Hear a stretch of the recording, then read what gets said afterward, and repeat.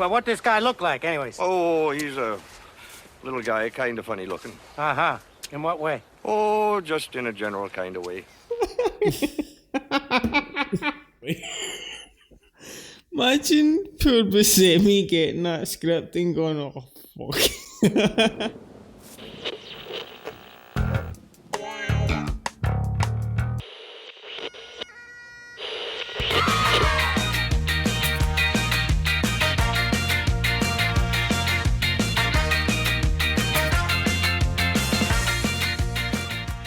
Do you remember the Trouble Channel? The Trouble Channel? Aye. I had like my wife and kids on it and that. Malibu CA. Oh, I didn't watch that. No, I watched My Wife and Kids and Smart Guy. He's a smart guy. Do, do, do, do, do, do. No way, man. Trouble was amazing. Sister.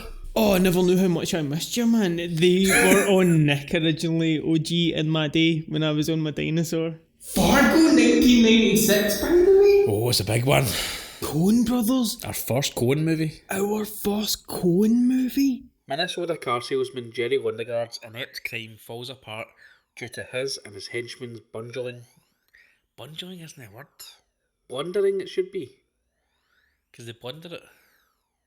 What are you asking? Or were you doing? No, I'm just like, I'm workshopping with you here.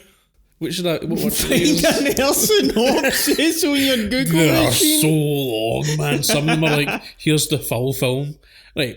Jerry Lundegaard is an unknown fan. No, that's pure shite. I should read these before I read them out loud. Right, okay, here's... Do you know what I'm going to moan, man? Jerry is a car salesman who hires two henchmen. No, man. No, man. You were using hand gestures. Jerry Lundegaard is an... I don't know why I'm saying it all sassy. As if I'm on the Trouble Channel. Brian, man. Right. Jerry Lundegaard is in a financial jam and out of desperation comes up with a plan to hire someone to kidnap his wife and demand a ransom from his wife's wealthy father. It's getting cold, man. It's getting cold. Man, Fargo, is it the snowiest movie ever? It's a real cold movie. Super cold, super wintry. It is cold as ice, Fargo. It's ruthless. Aye, yeah, and it totally adds to it. It's chilling. It's great, man. Isn't it? Like, this is one of those movies that's going to be hard to talk about because we both love it, I assume. Yeah, our first Coen Brothers movie. Yes. We're getting into the season in November. It's winter, Christmas is nearly here. Halloween's just passed. We're doing these nice cold thrillers, man. This is exciting. Are you excited? Do you like this time of year? Oh, man, my favourite time of year. Yeah. Well, yeah, no, I would say that's my favourite time of year. Like, I love Halloween, I love Christmas. November annoys me just because I feel I'm waiting for Christmas. It's the road too, though. I find that exciting as well. Yeah, when you start decorating, it's the right time for sitting in and watching movies. Yeah. Fargo's a belter to start with. Agreed, man. Yeah, I like this time of year a lot. Get the winter coat out. Get real cozy. Maybe make a soup. Alright. Our first Coen Brothers movie. Is it your favourite Coen Brothers movie? No. It's not my favourite. But it's a very high bar though. Yours must be Big Lebowski. Yeah. Which I'll guess yours. Burn After Reading? That's an interesting choice. I really like that movie. That's a great movie. lot. It's a great movie. Miller's Crossing? Miller's Crossing is fantastic. Is that your favourite? Oh, you're a Raising Arizona guy, aren't you? It's a great movie. I love Blood Simple. Blood Simple's amazing. Blood Simple's phenomenal. This whole podcast could just be us pure like wanking off the Coens, man. Those missteps, man. And not very many though. Like, there isn't many. A couple, but like in terms of consistency, man, those two have like some of the most consistent filmmakers ever. 100%. I mean, Lady Killers wasn't great. Lady Killers, Intolerable Cruelty was kind of rough. Intolerable Cruelty wasn't even that bad. I think it's just because they had high standards. It wasn't good for them. I remember it being boring. Aye, exactly. But I think if somebody else made it, it'd be a totally fine rom-com. I remember Tom Hanks and Lady Killers Oh, what what was he doing? He tried something, didn't he? The movie begins with an opening text, a flat-out lie, which tells us that what we're about to see is based on true events which happened in 1987 in Minnesota. Is this a flat-out lie? This is based on a true story, isn't it? There's random stuff in it, but this specific... Yeah, the text is like, we've changed the names, but pretty much everything else is exactly the same. That's a lie. Yeah. It's based on a true story, like, people were killed here, I think that's pretty much it. Next, a car towing another car drives on a highway through the snowy landscape. So we get to the King of Clubs bar. This is a cosy little pub, small town atmosphere. I would have a wee pint in here if I lived here. This looks like a good wee place. Get some pool tables. Would you and Charlie have a chili here? Oh man, me and Charlie for Twilight would love it here, man. And you know that he could walk in with a shotgun and he'd do bat an eye would. Anyway, at the next table over, we've got Jerry. Jerry is meeting two men. This is Carl Showalter Yep. and... Go for it. Put it on me to say his name. Geyer. Geyer Grimsrud. Yeah. Let's just call them Buscemi and Stromae. Jerry says he's an hour late to meet these poor shady guys. So it's been set up by this guy named Shep Proudfoot, who we don't meet until later on in the movie. But Shep's either mixed them up or I don't know, but they got off to a bad start. They've met at the wrong time at this pub for this pure shady deal. Basically, Jerry is in a whole lot of financial bother. His wife has a rich father. He plans for these two shady guys to kidnap his wife and then hold her for ransom, and then the rich father will pay the ransom and him and the shady guys will split it, and then it's a get rich quick scheme. Am I right? He's took a whole lease on a bunch of cars he maybe shouldn't have or something. Or if cars that don't exist, it's like fraudulent. I don't really know what's going on with this stuff, but I think that's intentional. All we know is that this guy's a terrible liar, a terrible person, as we'll soon learn. He's in a whole sorts of bother. It just seems like the sort of guy that would borrow money, lie, cheat and steal, and then has got himself... Watching William H. Macy just go further down the rabbit hole in this movie. I didn't realise it the first time I seen it, but the more you watch this movie, with each viewing you realise just how good he is in this film, his performance. He's just a pathetic little weasel, man. Jerry's friend Shep Proudfoot recommended these two guys for Jerry's job. Jerry will collect the money, give the kidnappers an 80k payoff. That's not enough for this. It's very realistic. Yeah, in fairness, it's enough for what the initial plan is. Obviously things go wrong and it gets much worse, but the idea is pretty solid. Take his wife, throw in the back of a car, drive it to a cabin, wait it out for a couple of days and get your money. On paper it should go really smoothly. It is such a mess all over. Yeah. He's clearly not a criminal mastermind. He's given them a car that he stole for his own work. And it leads right back to him. It is crazy, and these cars are hilarious, by the way. The cars, they're shitty brown cars in this movie. This terrible bumbling plan is like so interesting to watch play out. It's where it plays out, it's happenstance, it's what the Coen brothers do really well, which is this mad mix of genre. Yeah, we go back to Jerry's house. He lives in Minneapolis, with his wife Jane. And his son Scotty. And her dad is there. Wade. And he's watching the game. My big Wade, he's great in this. Wade. He's watching the game. Go Gophers! They eat dinner and Scotty leaves to go to McDonald's with his friends. That's realistic. Yeah. Everybody our age hangs about outside McDonald's. Usually in like one of their pals' souped up Subarus. Did you say our age now or then? No, then. No, not now. That's embarrassing. Are you leaving tonight to go to McDonald's? No, but you know, you've got your pal, he's like 17, he just got his driving licence, he's driving his dad's car. You have a pal now that's 17 that just got his... No, when I was 7, stop trying to implicate me and stuff. Get us some nuggets. I'm talking to your pal here. Your name's Stacey. How you doing your GCSEs? Father of two, you creep. It's like McDonald's with these wins. Well, why is he a handbrake turn? They're like, no. You heard this Eminem remix? Times at night when I look up to the sky, I start to think of you and then ask myself why. Why do I love you? I feel like an underground Eminem CD that I copied myself. I got this off LimeWire. Remember LimeWire? No, a lot of people know this, but I'm actually DJ Rankin. DJ Rankin in the mix, remember that? Vroom, vroom, vroom, vroom, vroom. What is that, man? That's me. Revving my engine outside McDonald's for the wins. For the wins. For the wins.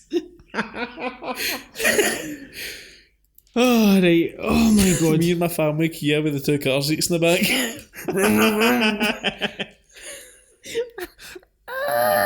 You drift. You ever seen the Fast and Furious pictures? Daddy, what are you doing? Can I get my Happy Meal? Hold on the new. Talk to Stacey. Daddy's drifting. Oh, right. We're going to... Daddy's drifting. Wade warns Jean about McDonald's. Who knows what the kids do there? And they're all drinking milkshakes, he says. Jean reassures him that they're just going to meet some friends. Jerry discusses a real estate deal with Wade. He wants to convince him to loan him $750,000 to buy 40 acres to build a parking lot, but Wade's not interested. That's an insane amount of money to ask somebody to loan you. We're back in the car with Carl and Gayer, who are arguing about whether to stop for pancakes for lunch. We just had pancakes for breakfast, he says. Stormy, I just want these pancakes, man. And Steve Buscemi's like, who is this? Here's the thing. What is this life, man? How well do they know each other? Because they've got really good chemistry, and it's like they're partners, but it's also like they don't know each other. But they don't. Like, you would know that he lost pancakes, but he seems shocked. But Stormrealer, Buscemi's on Buscemi 90s mode. When's he not great, by the way? He's Ever. amazing. He's the MVP of this movie. Well, The best. him and Francis McDormand in this movie are... We'll get to Miss McDormand. Yeah.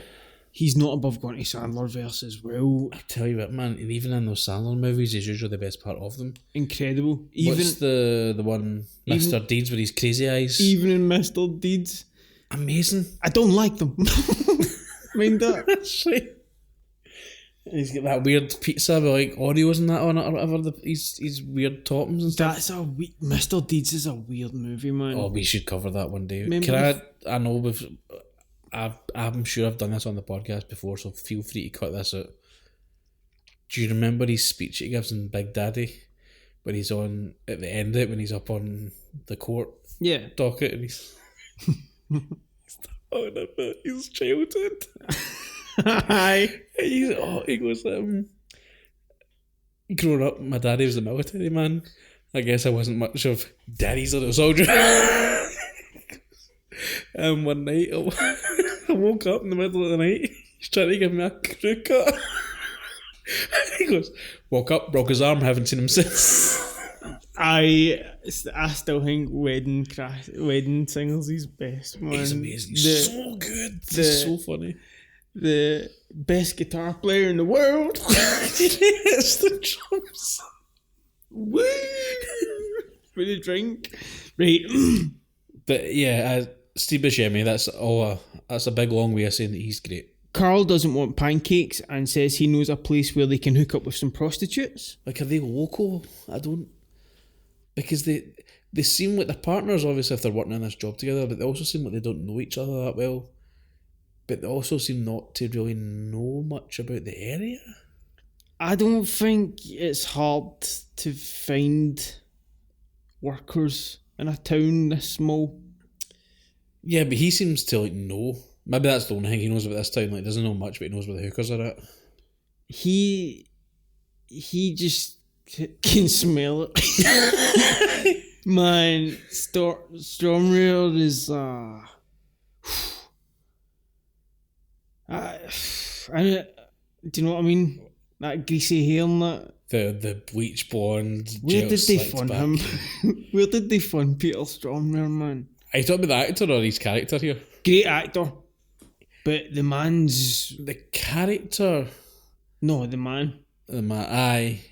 He's a vampire. He plays the same character in every movie. And don't get me wrong, he's great at it. He's the same guy in, is it John Wick too? Vague Eastern European. It's pure vague. Like, he can be Russian if you want him to be. Or if you need him to be something else, he'll do that for you. He's a great Russian in Armageddon. Even in, what is it, Victor Abruzzi in Prison Break? He was great in Is Prison he Break. Italian in Prison Break? He's like part of the mob, isn't he? But is it Yeah. the Russian mob though? They killed him off so early during that writer's strike, man. Yeah. I don't know how they know each other, but like he's clearly maybe like ex-military or something, because he's very precise with a gun, as we'll see. And he's constantly smoking, which is a great wee character trait.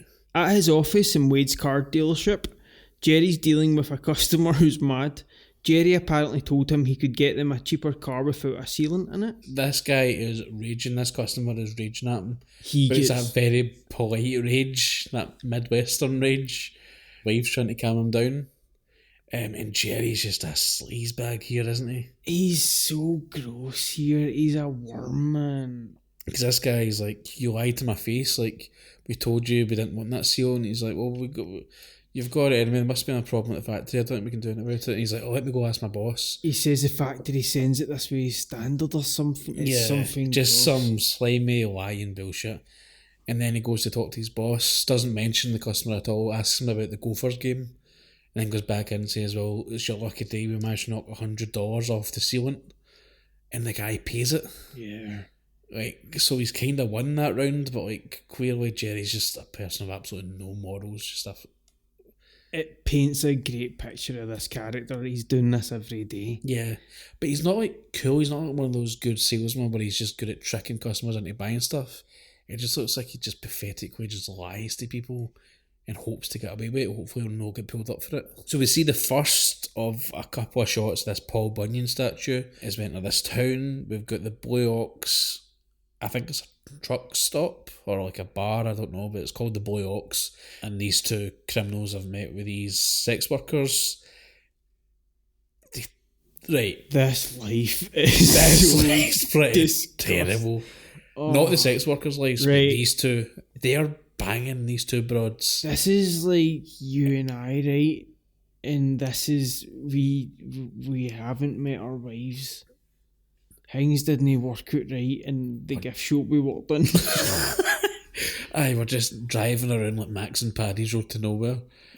We're picking up women and we're not even springing for two separate rooms. Like, we just go into the same room with double or two single beds, should I say. Because we're skint. Because if you've heard, we weren't in the military right, and we worked in a gift We shop. worked in a gift shop, we We get paid just like smash just peop- about minimum wage. We just smash people to bits. That's what we do for a living. DNA everywhere. Aye, this is our life, man. Just killing people and having sex in these mad truck stops. We're just doing it so we can have sex in truck stops. That's the goal. But not just the fact that they're having sex in truck stops, they're having sex in beds Beside right each other. next to each other. No judgment. People like that. People are exhibitionists. People like that's swinging and fine. stuff. Aye. But you and your pal having sex with two prostitutes right beside each other is weird, man. No offence, Kieran, you're a pretty guy. I don't want to see you bang. I don't want to see myself bang. You don't want to see me banging. I A big just hairy arse, my genuinely big pale arse going up and down. Got the clappers. I like the clappers. What is the clappers? I don't know, it's a phrase that my mum always said. We don't want to be in the beds next to each other. We don't want to see each other bumping. Oh, this is a grim life. It's pretty grim. We would have heard each other's finishing noises. Really great scene though. The way it's shot looks grim. Yeah, it's grim, it's slimy, it's seedy. It encapsulates these two characters. It's missionary. Yeah, it's basic, it's boring. Dull. And then it does that hard cut to them a couple of scenes later, just lying in bed watching telly with these two broads. They're watching Leno or something like Yeah, that. yeah. They're watching some late show. All the while, Stormire's smoking during that. While he's having sex, he's still got a cigarette in his mouth, which is cool. And as he's watching TV afterwards, he's still got a cigarette in his mouth. Back home, Jerry and Jean discuss Scotty's poor academic performance. Wade calls and tells Jerry that he and his advisor have looked over the real estate deal and that they are interested. Yeah, they say they'll meet him at 2:30.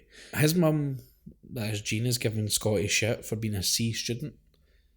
A C's a pass. I'm a C student. Like, I got hires just, like, by getting C's, but you know what? That's a hire. That's a pass. It's not a fail. Get off my dick, mum. This expression that you're trying to get a catch on, get off my dick. I'm bringing it back. I don't know if it was ever around to begin with, but I'm going to say it. Are you spray painting this on was? I'm going to start. And then Outside McDonald's. Get off my dick. you better Ronald. watch your slingshot doesn't fall out your back pocket. I just write, eat my shorts. And people You're a are like, troublemaker. Imagine you stabbed me before you left. chipped you and then left you there. Get off my dick. Just kick me before you go. I had a skateboard home. Aye, about 40 miles for here or something. Doing like the that. Erskine Bridge on a skateboard. My legs are fucking killing me. It's a terrible idea. So you just sit down and you just push yourself and it takes double the time. Right, Jerry is looking for Shep. He is trying to cancel the deal. Again, this is a pure clusterfuck of a situation here. So he's already arranged these people to kidnap his wife. That's the start of the movie. He's thinking he can call it off here thanks to the possible real estate deal. This is what I'm saying. The possible real estate deal. So he's jumped the gun. He's hired these people to kidnap his wife before he's even got an answer from his father-in-law. He has nothing though. Yeah, but then that this deal's possibly going to go through and his first reaction is to cancel it. You wouldn't cancel it yet until you know. Like, say if he went to the meeting, spoke to his father-in-law, they gave him the money, then you try and cancel it. But he's jumping the gun at every step here. He's trying to call this thing off before he even knows if he's got a backup plan. It's just a pure mess. He's not got a clue what he's doing, and it's like it adds tension, I suppose, but it's not really tension. It's more anxiety. It gives me a feeling of anxiety. Because I like things to be organised and know what things are happening, but he's all over the place, man. I've already said it. It is such a part of the movie, just watching him go further down this well. Yeah, the sad, pathetic, slimy well that he's made for himself. Man, you hate this guy. Aye, man. How can you like him? I never said it. Right, okay. Sorry. Jesus, man, I hate in your eye. He wants to call off this kidnapping, but Shep says he doesn't know how to get in touch with them. Shep also says that he only vouches for one of them. So that's a red flag right away. Once again, how did these two meet? If Shep's organised this with one guy, how did the other guy get involved? Again, though, that's the Coens. That's just the part of the picture. Look at, No Country for Old Men. You are just Did he just get caught up in it? thrown, exactly, thrown in the middle of it.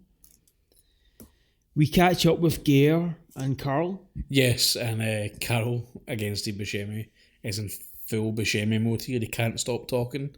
He's getting really annoyed at Carol, who's just smoking and staring at him. It's really funny. It's really funny. You can tell he's really getting irritated and annoyed with Buscemi's character. He's talking about the Twin Cities. He's giving them facts. He says at one point this was the second tallest building in the Midwest or something. He doesn't give a fuck. And Buscemi's really annoying because he's really quiet. Yeah, he's like, you've not said a word the whole fucking time. He's like, do you know how irritating it is to sit in the car with you and stuff?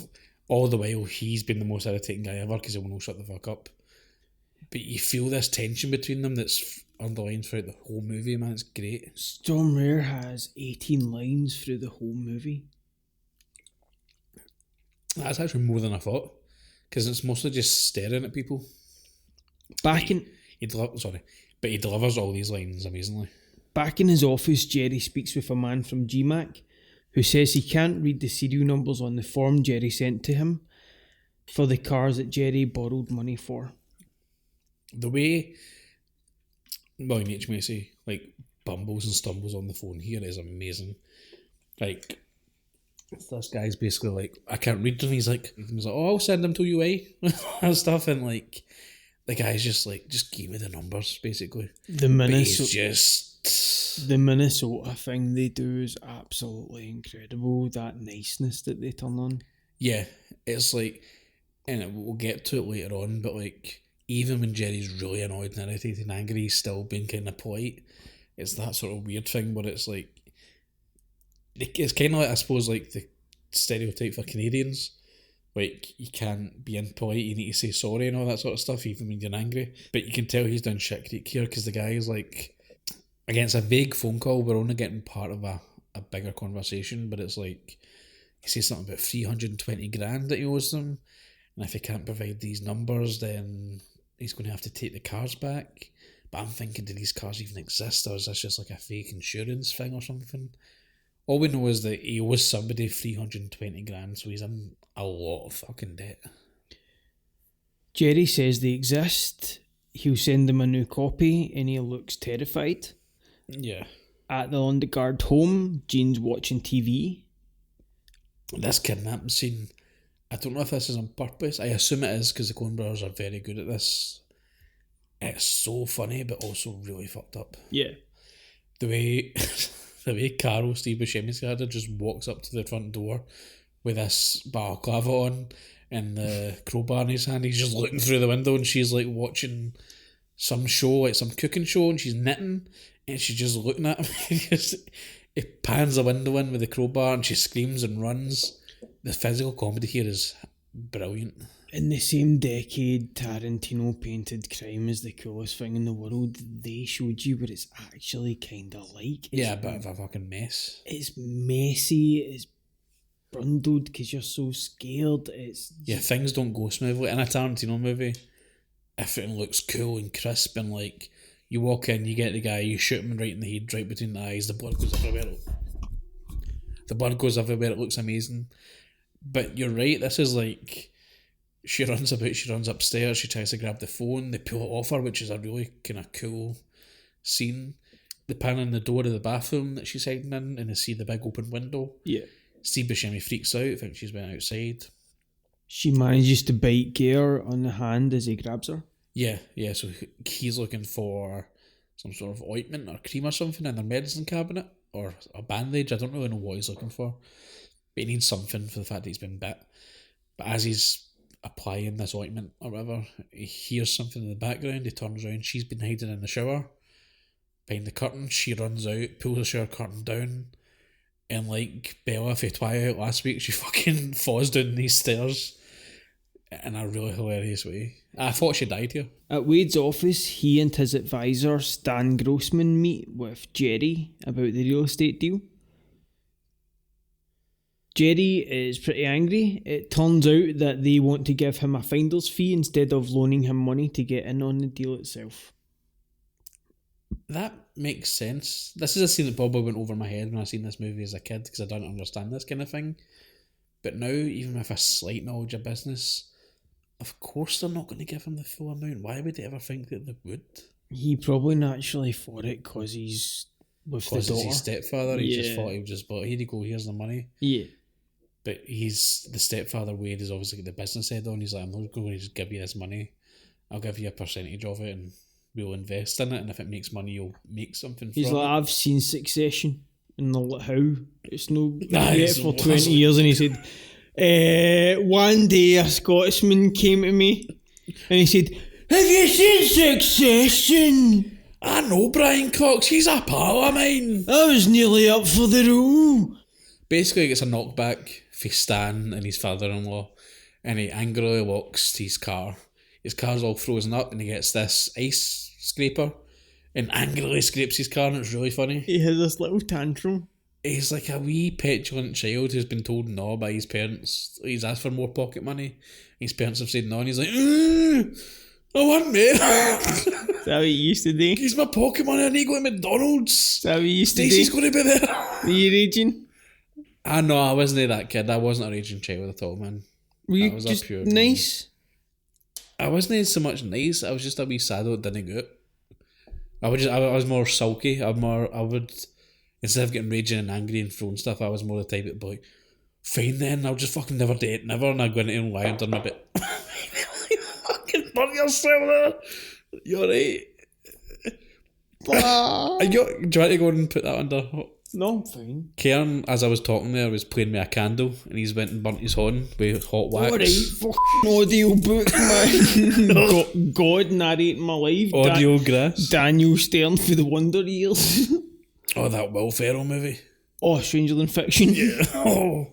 Emma Thompson in it. I think so. Oh, wax off here. People are into that, I know. Ah! He drives home to discover that his wife's been kidnapped just as he planned. This is where we sort of see, maybe not the first, but the biggest indication that he's a total sociopath. Because he's showing no emotion in his face, no real regret. He's not like, oh fuck, this has been bad. You actually see him at one point practicing his phone call he's going to make to her father to say she's been kidnapped. Like, you see him standing by the phone being like, oh geez, Jane, and all that sort of stuff. And he's like, nah, that's crap. And he's like, oh, you have to come round, there's been an incident, eh? He rehearses these lines. It's really chilling. We see the scene of the crime. It's brutal. He calls Wade's office, asks to speak to Wade. At night, Carl and Gayer are driving on a long road with Jean tied up in a bag on the back seat. She makes noises until Carl threatens to shoot her. The tone of this movie is so weird. It's excellent, but it's like a dark comedy because nothing about this is funny. You just don't know what's going to happen at any point. Yeah, but it is kind of funny. The way he's like, shut up back there or I'll shoot you. Like, he sees it funny and he delivers it kind of funny, but it's pure dark. But for some reason it's just done really well. They get flashed by the cops behind them and they're tailing them, and Carl's like, oh man, I forgot to put the tags on. Because this is a rented car. No, not a rented car, because it's a car from a lot. Again, what were they thinking? He forgot to put these tags on to say that it's like temp plates or something. Temporary driving plates, am I right? Yeah. So that's why they've been pulled over. Carol says to Stormy, don't worry, I'll handle this. And again, he doesn't say anything, but he's just looking, smoking a cigarette as usual, staring off into the distance. Man, you can tell there's some dark thoughts going on in that head. Carl tries to bribe the cop, and Gayer suddenly shoots him in the head. And the blood sprays all over Steve Buscemi's face. It's great though, like it's such a great out of nowhere scene. Shocking, it's crazy. And it ramps the movie up. All of a sudden you're watching this movie about a small time scumbag getting his wife kidnapped for money, and all of a sudden we've got this big, he just murdered a police in the middle of the road. And it already seems like it's way too much for this money. And Yeah, I think that this is the moment. This is the moment where you're like, no, it's no longer about the money. this is turned. Gayer tells him to get the trooper's body off the road. I would be like, well, maybe I wouldn't because he just shot something in front of me, but I'd be like, you fucking did it, you just shot him. It sucks what happened to this cop. It really sucks what happens to this couple. Steve Buscemi picks up this cop and he's dragging him, and as he's doing that, this car's coming towards them. So you've got their car, which is all lit up, the cop car behind them, which is all lit up, him standing in the middle of the road with this body of a clearly dead cop covered in blood, and this couple just drive by and they just look at them and keep going. And Stormare just snaps into action here. He jumps from the passenger seat into the driver's seat, closes the door and swings the car around, and he's in pursuit of these motherfuckers. He chases them down. And as he's doing this, you see him switch into like action mode, like military mode, because he takes a cigarette and flicks out the window. And you know that if he's no smoking, then he means business. He chases them down. Their car flips off the road and he shoots them both. Yeah, it's brutal.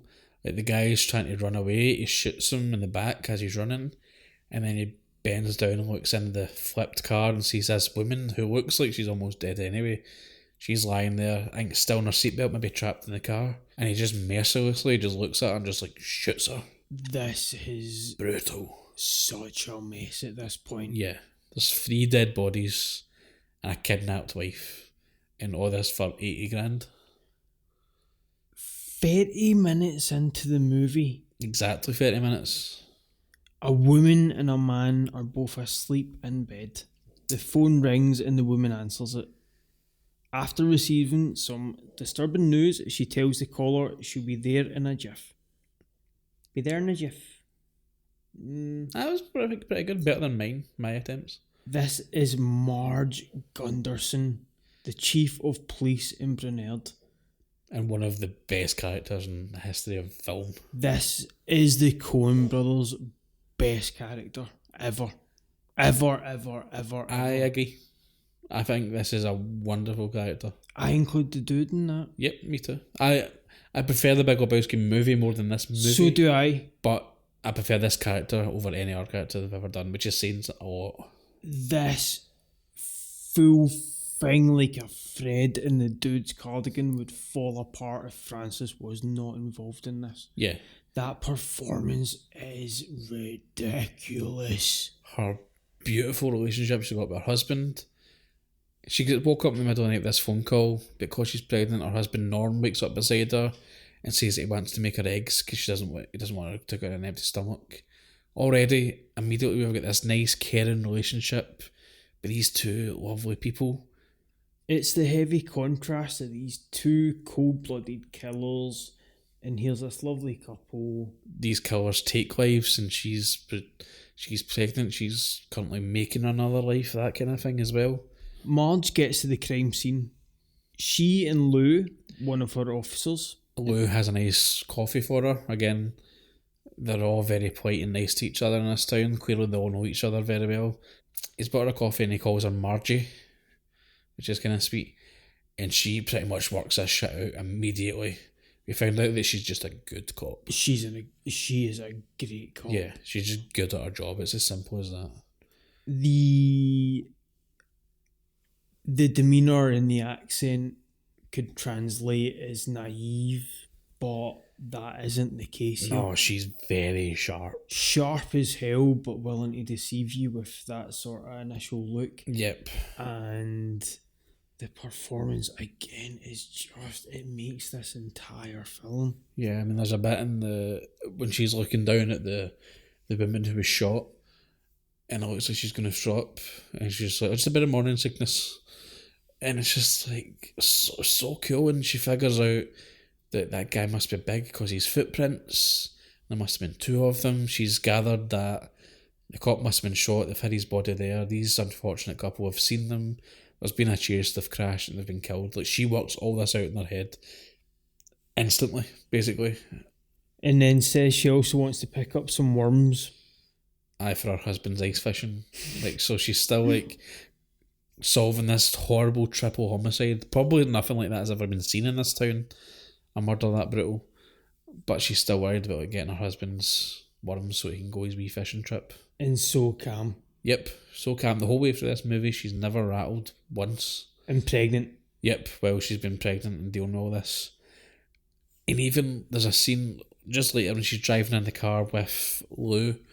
She pulls him up on his police work, but she does it in the kindest, nicest way ever. He's talking about something about the plates, and he says they start with DLR, so he's got them running the plates beginning with DLR.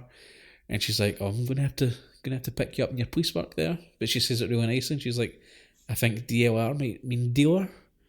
He's like, "Oh, all right, Margie." Like that, it's just like so good, man. She's so good at it. They go to look at the triple's car, and Marge makes some more deductions about what happened. Lou says he identified part of the license plate numbers and model of the car. At a restaurant, Jerry, Wade and Stan are discussing the kidnapping. Jerry tries to explain that the kidnappers only want to speak to him, even though Wade's the one putting up the money. He's insistent that they don't call the cops. He says they were very clear about this. If they call the cops, they could kill Jane. Wade isn't happy about it. Stan kind of sticks up for Jerry here and says, "No, Jerry's probably right. We shouldn't involve the cops. Maybe just pay them what they want," kind of thing. They're not happy with it. The thing is, when there's a great moment where like they all got up to leave the restaurant and Jerry goes over to pay the bill or whatever, and the waitress asks him how he is, and he's like, "Oh yeah, I'm okay. How are you?" As if your wife's just been kidnapped and you're just like small talking with this waitress and asking her how she is. There's an even worse bit when Stan asks how Jerry's son is doing, and Jerry... He forgets all about him. He has forgot all about his son. He's like, how's Scotty coping? He's like, oh yeah, Scotty. So I thought, oh shit, I've got a son. And then the following scene where he goes to speak to his son, and he's not cold.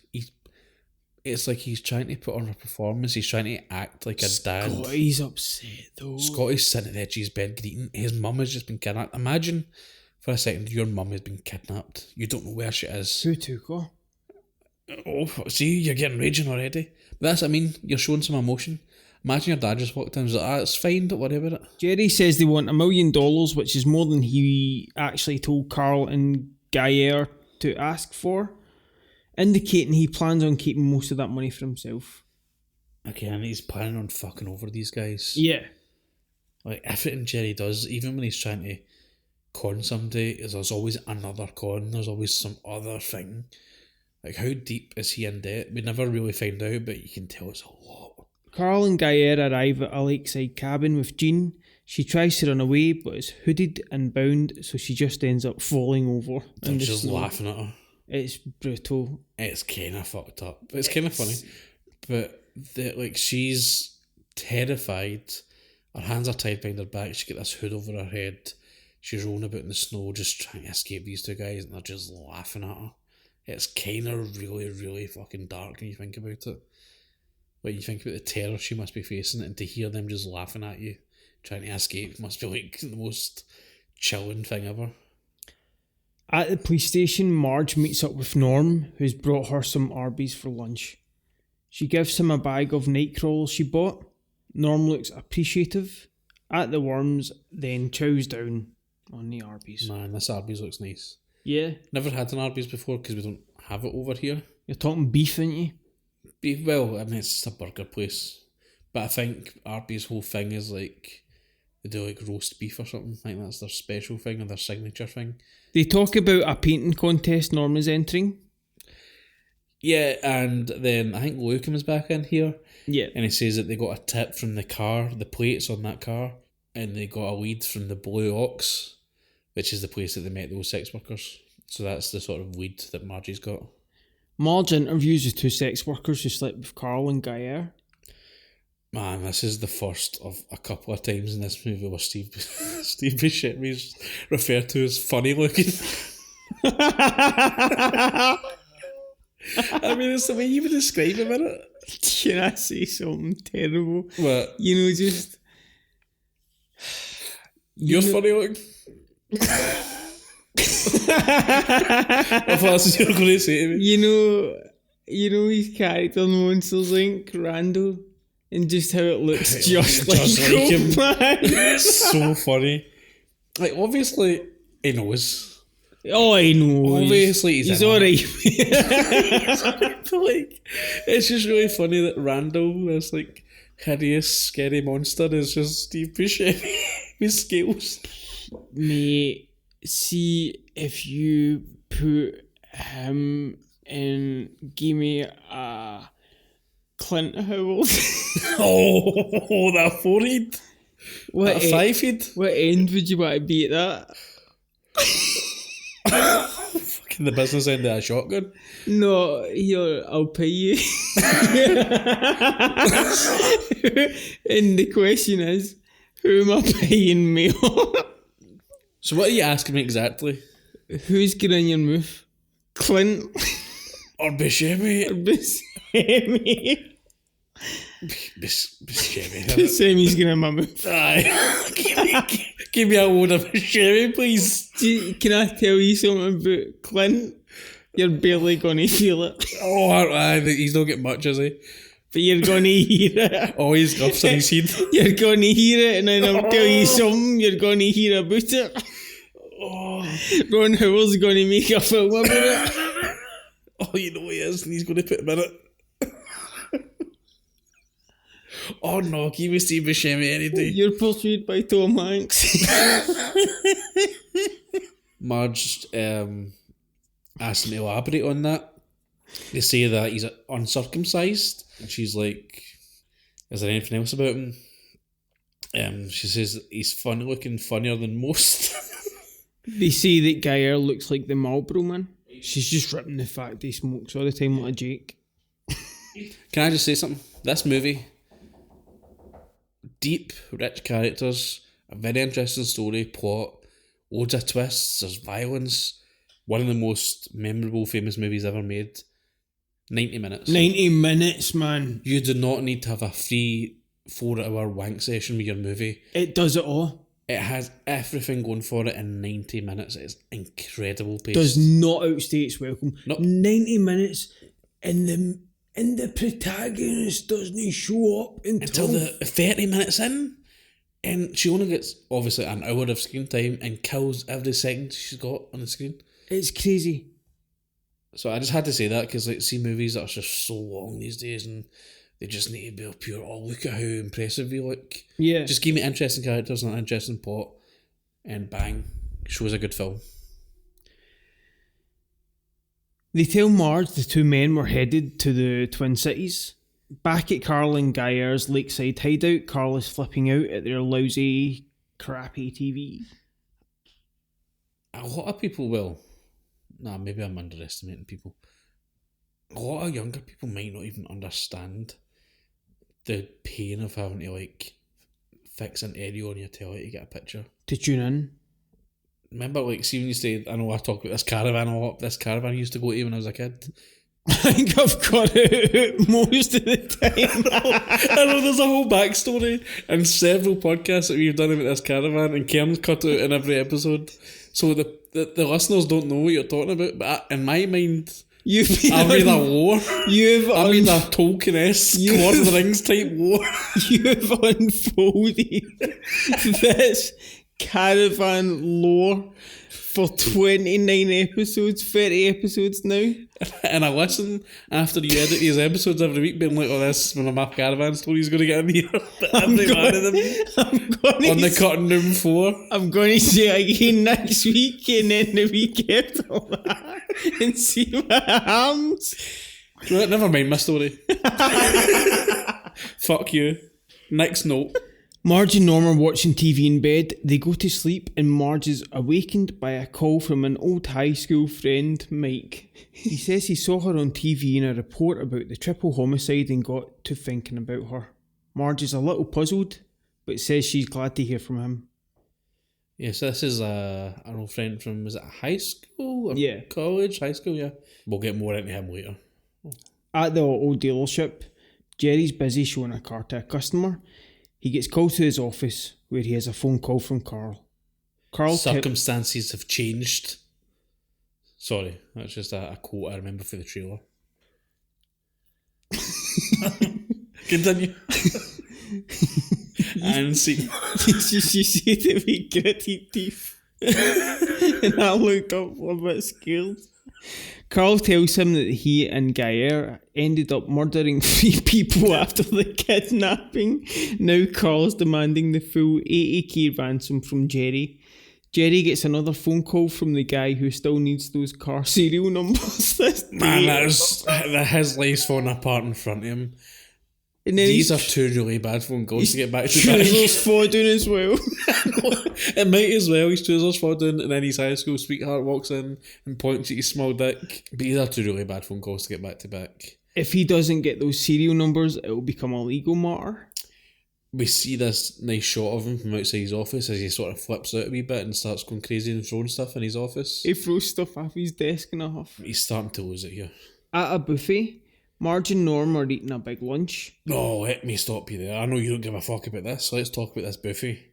Is this a good buffet? This is a brilliant You buffet. into this? What did they have for you? Salivating watching this. Right. Everything's fried. This is a pure heart attack on a plate. Okay. I don't care. There's fried chicken. Right. There's ribs. There's burgers. There's meatballs. It's just basically all kind of meat, but it's all fried. And it looks pure diesel and it would give you a heart attack, but it looks fucking It looks damn amazing. delicious though. I watched this at lunchtime today. I should have been working, but I was watching this. Did you like the screen? I bought her away for it. This is a fucking great buffet. See food and movies when it's done right. Oh, it's the Nothing best. better. Pizza. pizza in movies, it's never tastes as good as it looks in a movie. Buffets are difficult. See when the Ninja Turtles eat pizza, it looks like the best thing ever. Depends on the Turtles movie, my friend. Nah, no, I'm talking about classic big New York cheesy slices with the mozzarella. You want a drippy one? Aye. What about you? What's your go-to pizza? In terms of movies? Aye, in movies, not in real life. Some vegan shit, probably. In terms of movies, I would go pizza. In fact, forget pizza. Favourite, like, food scene in a movie? Goodfellas. When they're making the sauce and stuff in prison. Oh, it's still dead romantic. The razor blade, the garlic and all that. There's Yeah. still something about the classiness there, despite them being huddled up in the prison. Mm-hmm. Yeah. In Texas Chainsaw Massacre. Ah, of course, aye, that's delicious also. Mine's is Matilda, that big chocolate cake, big Brucey has to eat. I could tan that, no bother. Here, I'm not a massive Matilda guy. I was when I was a kid. I've not seen it since. I may have been like 15 the last time I seen it. I don't want to see it again because I have good memories of it. It isn't not very good. Another cop, Officer Olsen, approaches and tells Marge they found some phone numbers the kidnappers apparently called from the motel. One call was to Shep Proudfoot of Minneapolis. We are now with Wade and Jerry again. Wade wants part of this deal. He wants to be the one that brings the money. Yeah. Because he basically doesn't trust Jerry. He says something like, no disrespect, but I don't want you to mess this up. Jerry looks offended, as if he's got any right to feel offended. He's done nothing in his life to prove that he's worthy of carrying this to any degree of success. Big fuck up that he is. Wade says it's his money and his show. Stan agrees. Marge checks in at the Radisson and phones a Minneapolis detective about Proudfoot. She asks if he knows a good place for lunch. This scene confused me. I wonder if you can clear it up. Carol goes to this parking garage, drives up the top of it, does this weird drive around this car park in a circle, gets out the car and goes into the trunk of this other car. He steals a license plate. Oh, is that all he's doing? Just Yeah. swapping the plates? Yeah. Okay, right, that I didn't understand. I thought maybe he had a stash in the boot or something. Yeah. It's cool, it's subtle. Yeah, it's subtle because I didn't know what was going on. I was like, what is this scene all about? I thought maybe he was going in, he had like a car park. Okay, so he steals a license plate, and then he tries to drive out and gets in an altercation with the guy, the parking attendant. He comes back, he's like, I don't want to park here anymore. And he's like, oh, you still need to pay $4. And instead of just paying the $4, man, he gets in this pure thing. He's like, got a little bit of fucking power or something like that. Like, it's typical Steve Buscemi being a dick to this poor guy. You need to fucking stop playing with that Connell. Jerry sees Shep and Marge talking and he stares quite nervously. Yeah, and he's freaking out. He sees that the cops are now closing in on him. Marge is talking to Shep, asking questions, and he's pure one word on her back. Yeah. We've all done this where she's just saying it and he's pure like, I don't know. Yes. No. She mentions that he's had priors. Again, we get a bit of Shep's background here, but not really, that he's done some time before for some violent stuff, but he's never been involved in homicide before. And you can tell Shep's freaking out. And then we see Marge go to Jerry's office. She asks him if any cars have been stolen from the lot because one of the cars might have been involved in a murder. And Jerry just lies. He's awful lying, and I think she can tell that he's lying, but she has no proof at this point. And basically says, no. Why don't you just say yes and just act the victim? It's such a mess at this point. At this point, just go like, I don't think so, what kind of car was it? And then act all shocked, be like, oh, somebody has stole a car, I didn't realise that, thanks for pointing that out. And make it look like they've maybe, he's not involved, but as soon as he lies to her here, he's kind of dug his own grave, if he hasn't already. As soon as she leaves, he goes to phone Shep, but somebody says that Shep stepped out. And you know Shep is fucking gone. He's dust. At the bar at the Radisson, Marge meets her old high school friend Mike Yanagita. They catch up, but then Mike tries to sit next to Marge.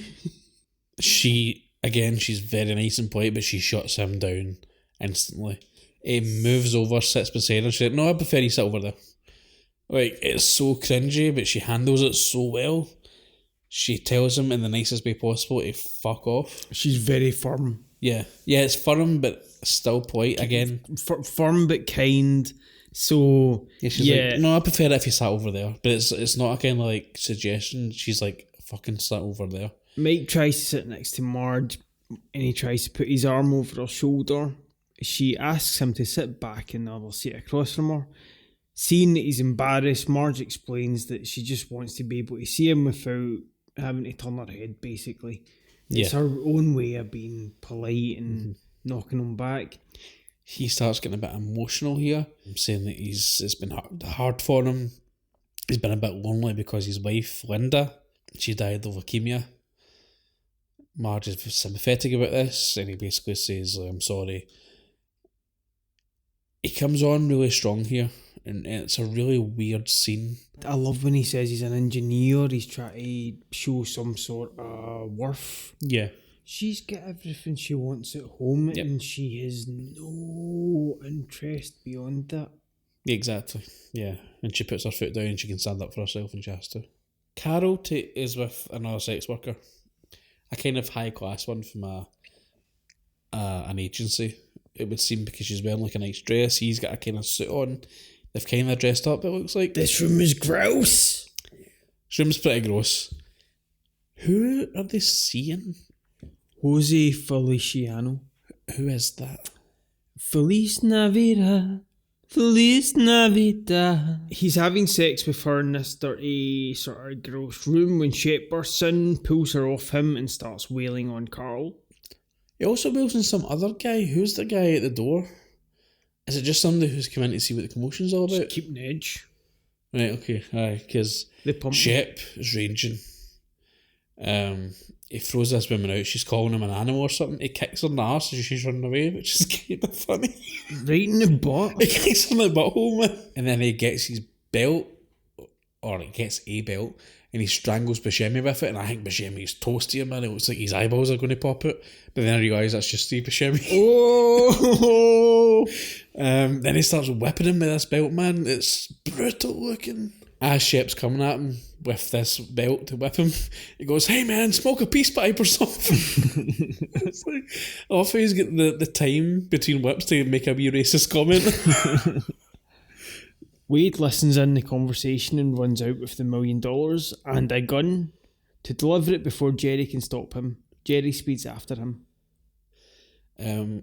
This scene is really funny because Wade shows up with the money and Carol, who clearly has had a bad day, she's been whipped after having sex with somebody that looks like Barbra Streisand's cousin, and he's pure just raging. He's like, "Who the fuck are you?" Wade basically says, "It's my daughter, you're not getting your money unless I see my daughter," and Carol just shoots him. Yeah, multiple times. As you would, like... It's funny because you can tell Carol's just done with this town and these mad backwards hick people. Because he says that, doesn't he? He's like, "What is it with you people?" As he shoots him. As he shoots Wade, though, Wade manages to sort of get a shot off on Carol and he shoots him right in the mouth. Yeah. Or I don't know if he shoots him in the mouth or skiffs him. He gets his mouth anyway and he's all bleeding and fucked up. He then unloads a whole clip into Wade and like murders fuck out him. And then takes the money, drives away and just leaves his body there in the middle of this parking lot. Jerry arrives too late. He finds Wade's body and puts it in his trunk. That's a really dark scene as well. Like Jerry, instead of just being like, "Okay, this has went too far now. My father-in-law has just been murdered. I need to like call the cops." You just see him pop the trunk. He keeps going. He just keeps going, and he's at this point there's no way out for him. That's 5 bodies so far. Back at home, he lies and tells Scotty that everything is okay. Scotty says that Stan's phoned twice looking for him, and he says, "Are you going to phone him back?" He's like, "No, I'm going to go to bed." After just seeing Wade get murdered and after his wife being kidnapped, after all this, he just goes to bed. Again, yet another sign he's a total sociopath. Brainerd. Back in Brainerd, Officer Olsen interviews a man who has a lead on the homicide. The man, Mr. Mora. This guy is brilliant. He's a bartender. This is his only screen time in this movie. And This guy's hilarious. He's one of the best parts of the film. Like, sees the way he delivers this entire monologue. It's fucking hilarious. He says he was tending bar when a funny looking guy came in. Again, the second time he's called a funny looking guy. He says he was tending bar when a funny looking guy came in and tried to find out where he could find a prostitute. Mora refused to help him, and then the guy claimed Mora must think he's a jerk, and that the last person who thought he was a jerk ended up dead. Mora says the man is probably staying out on Moose Lake. He kept saying, "I'm going crazy." How you doing? Mr. Mora? Yeah, Officer Olson. yeah, righto. Well, so I'm tending bar down there at Eklund and Swedlin's last Tuesday, and this little guy's drinking, and he says, so where can a guy find some action? I'm going crazy out there at the lake. And I says, what kind of action? And he says, woman action. What do I look like? And I says, well, what do I look like? I don't arrange that kind of thing. And he says, but I'm going crazy out there at the lake. And I says, yeah, but this ain't that kind of place. Uh-huh. He says, oh, so I get it. So you think I'm some kind of jerk for asking, only you don't use the word jerk. I understand. Then he calls me a jerk, says last guy thought he's a jerk is dead now. So I don't say nothing. He says, what do you think about that? And I says, well, that don't sound like too good a deal for him then. You got that right. Yeah, he says, yeah, that guy's dead, and I don't mean of old age. And then he says, geez, I'm going crazy out there at the lake. White Bear Lake? Yeah, well, at Eklund and Swedlin, that's closer to Moose Lake, so I made that assumption. Oh, sure. Anyway, he's drinking at the bar, so I don't think a whole great deal of it. But then Mrs. Mora, she heard about the homicides down here and thought I should call it in, so I called it in. End of story. Well, what this guy look like, anyways? Oh, he's a little guy, kind of funny looking. Uh-huh. In what way? Oh, just in a general kind of way. Imagine poor Buscemi getting that script and going, oh, fuck. Jamie Coen Brothers wrote it for him. 100%. Because, like... Or they've wrote it and then he's got cast and they're like, oh, we need to change this to funny looking.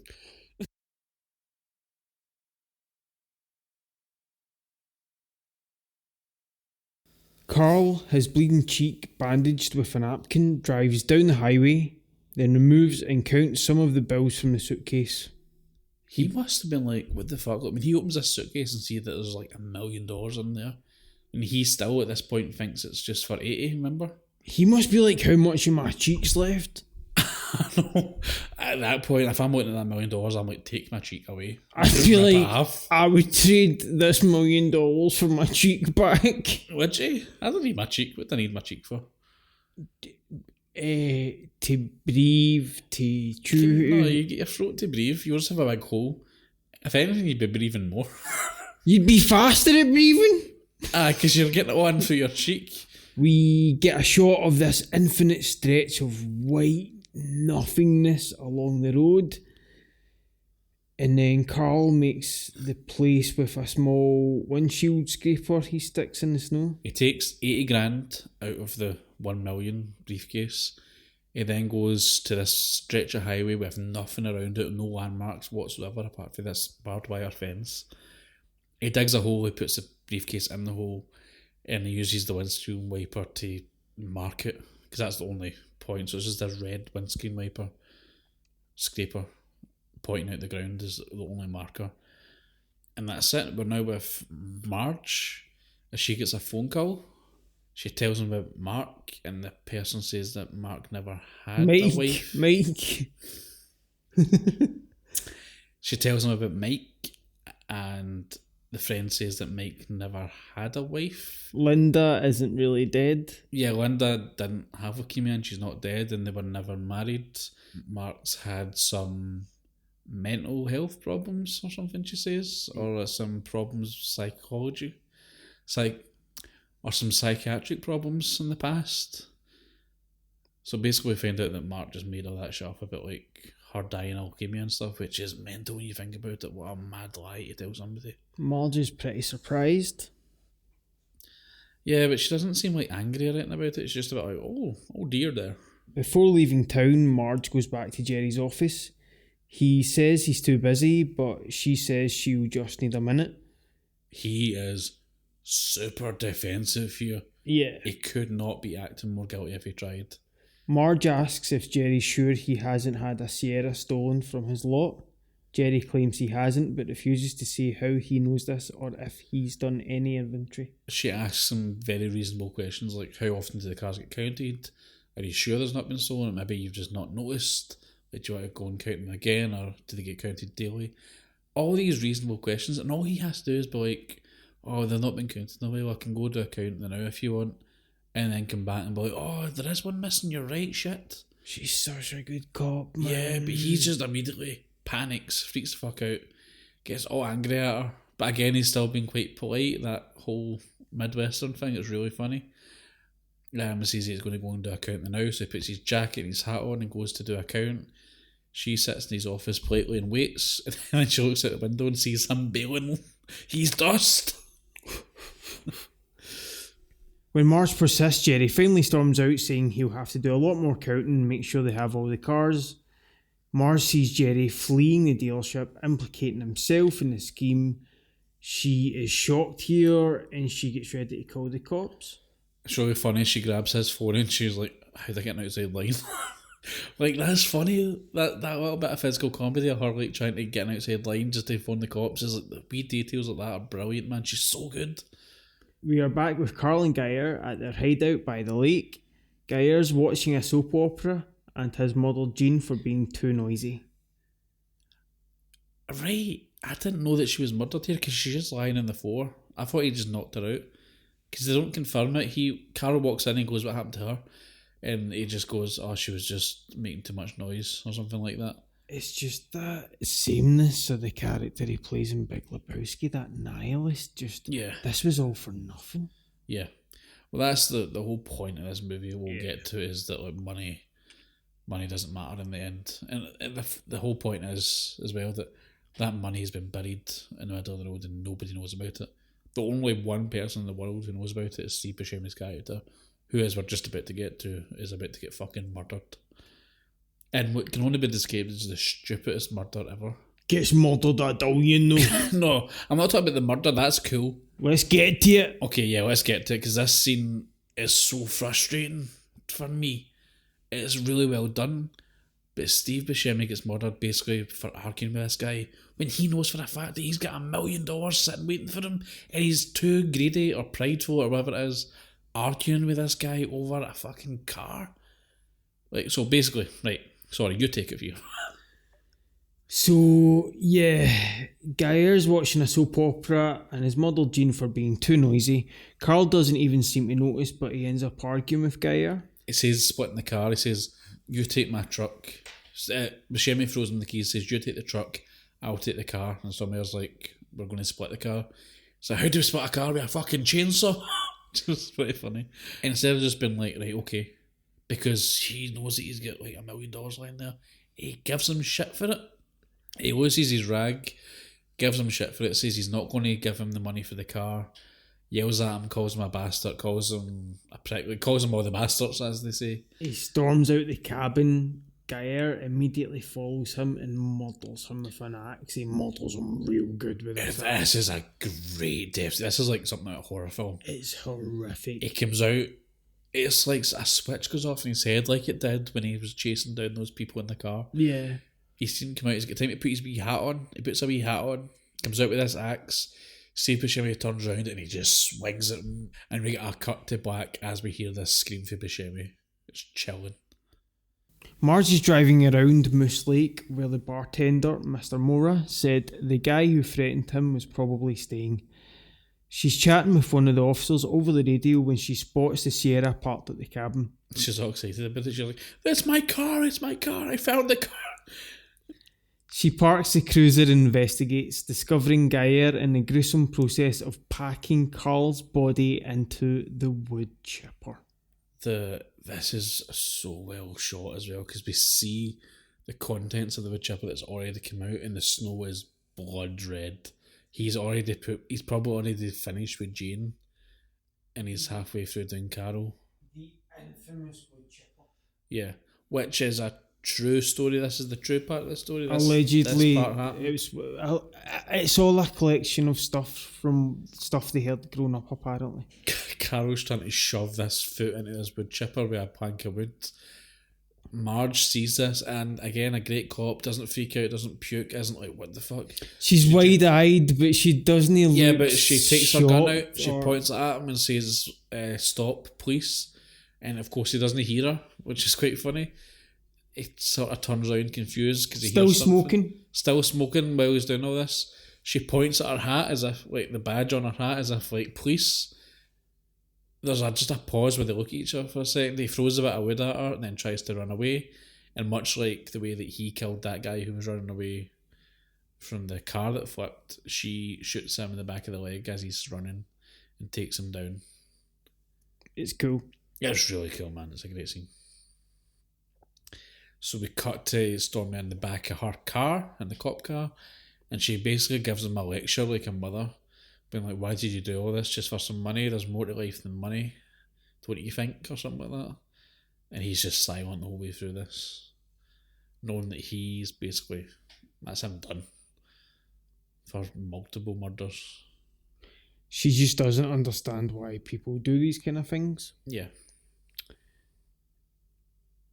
Yeah. And with Steve Buscemi being dead, the only man who knew the location of the money, there is just under $1 million in a suitcase just lying in the snow somewhere. Maybe never to be found again. Or I don't know if maybe somewhere the snow melts and somebody will be driving past and find that briefcase full of money.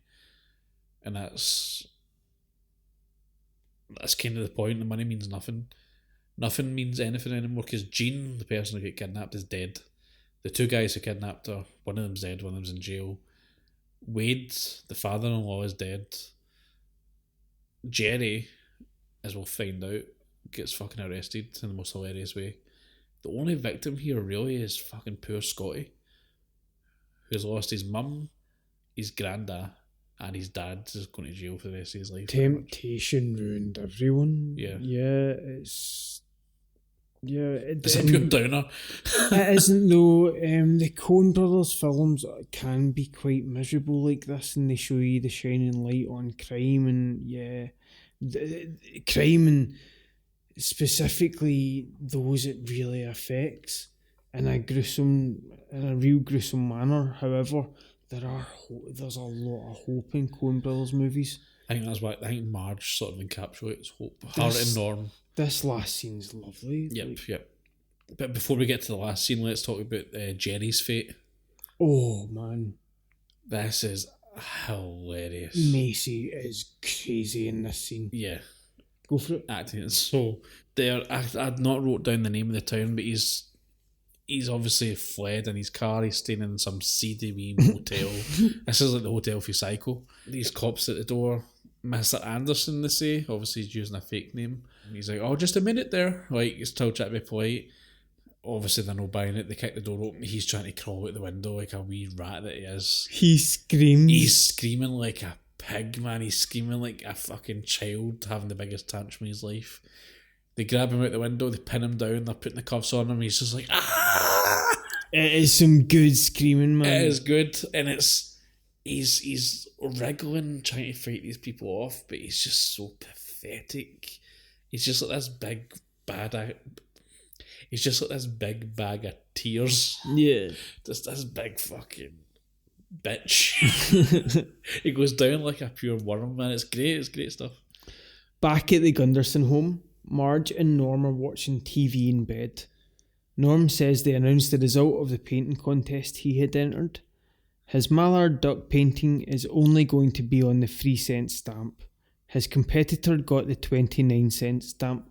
Marge reassures him that people always need 3-cent stamps when the postage goes up. It's an important stamp. Norm seems to take a little comfort in this.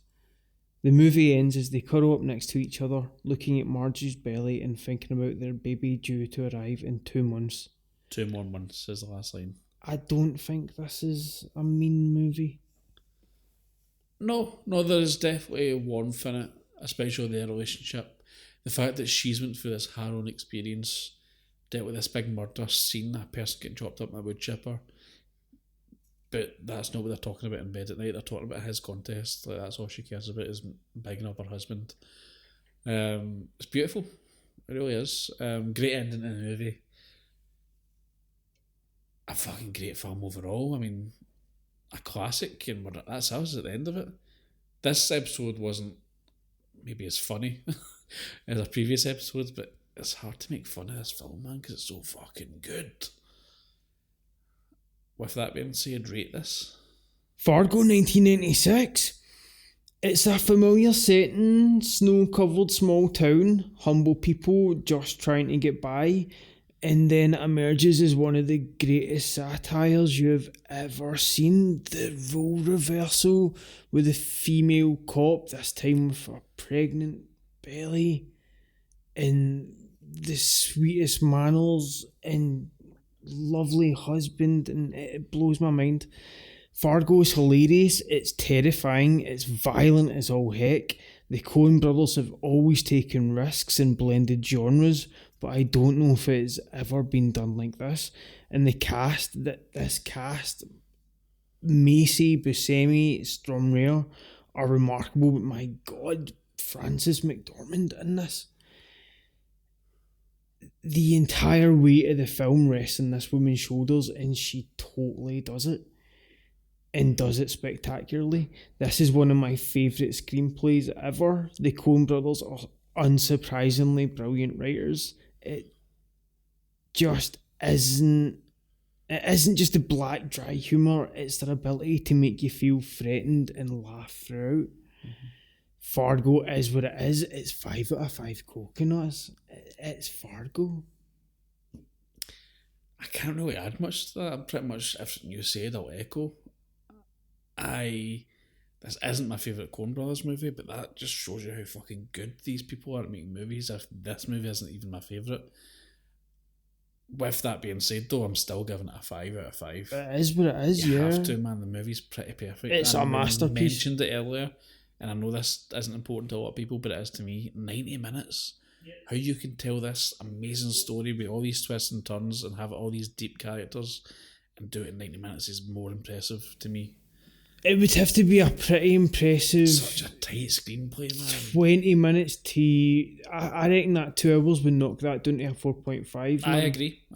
It's perfectly paced. There's no fat on this at all. It's trimmed to perfection. It's edited perfectly as well. Yeah, it's Fargo, man. It's 5 out of 5. It has to be. It's a fucking masterpiece. great. And if you've not seen it, well, why are you listening to this podcast? But if you've not seen it, go watch it right now. You won't regret it. Oh, still feeling a wee bit cold. And you get that Christmas shopping. Well, what's the big toy this year? Whoa,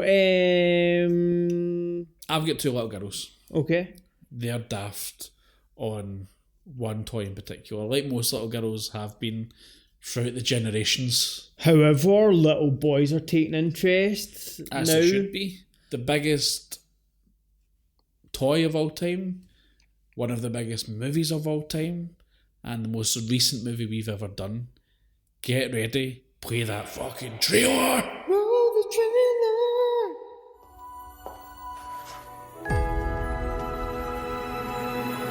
Hey, Barbie. Can I come to your house tonight? Sure. I don't have anything big planned, just a giant blowout party with all the Barbies and planned choreography and a bespoke song. You should stop by. So cool. You can find me under the lights, diamonds under my eyes. This is the best day ever. It is the best day ever. So is yesterday, and so is tomorrow, and every day from now until forever. Do you guys ever think about dying? When my heart breaks, Some things have been happening that might be related. when my world shakes. Cold shower, falling off my roof, and my heels are on the ground.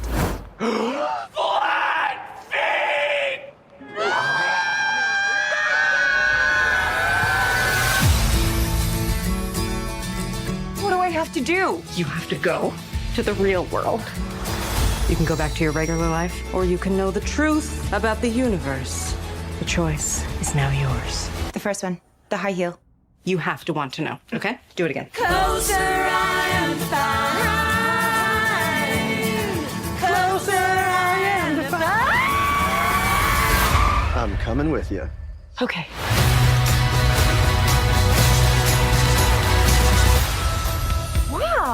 It's the real world. What's going on? Why are these men looking at me? Yeah, they're also staring at me.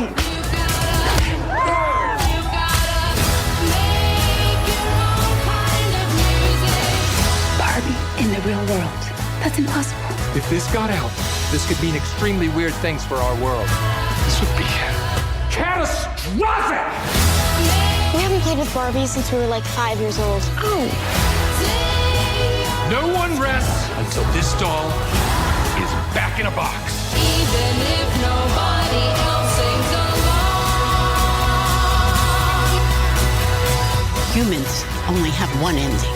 Get that Barbie! Ideas live forever. No, I won't let you do just one appendectomy, But I'm a man. but not a doctor. Can I talk to a doctor? You are talking to a doctor. I need a clicky pen? No. A sharp thing? No. There he is. Doctor! Somebody get security. Is Barbie if you still in doubt?